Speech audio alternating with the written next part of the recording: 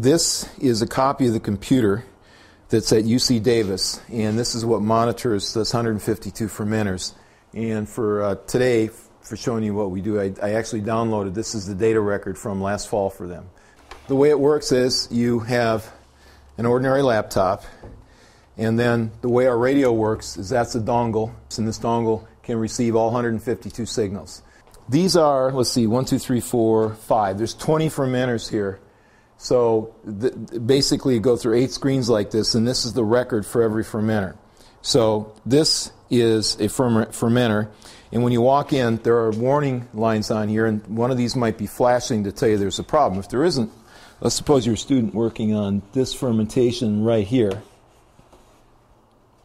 So you click it like that, and then you go full screen like that. And this is a classic fermentation curve.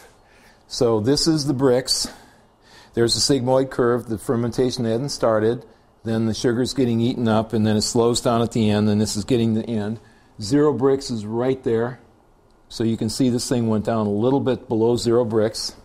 You can see the noise. This is the bubble noise I talked about on the curve.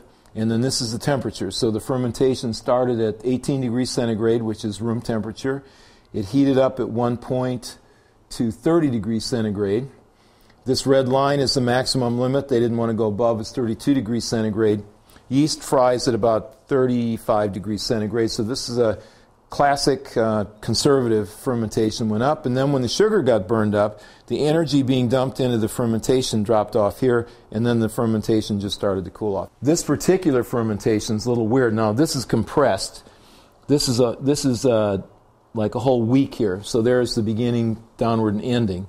But you notice here there's this little kind of squirrely looking temperature curve that doesn't look like the just sort of hump it should. So it's very clear. At that point right there, they heated up the fermentation, then they turned on the hot water, the warm water to heat up the fermentation, and then they turned it off and let it cool down. So you can actually infer from these curves exactly what people are doing in the winery. And this is all on the web. I actually watched from my office and was watching the students doing fermentations at Davis to see if anything dumb was happening, and I actually did call them a couple times.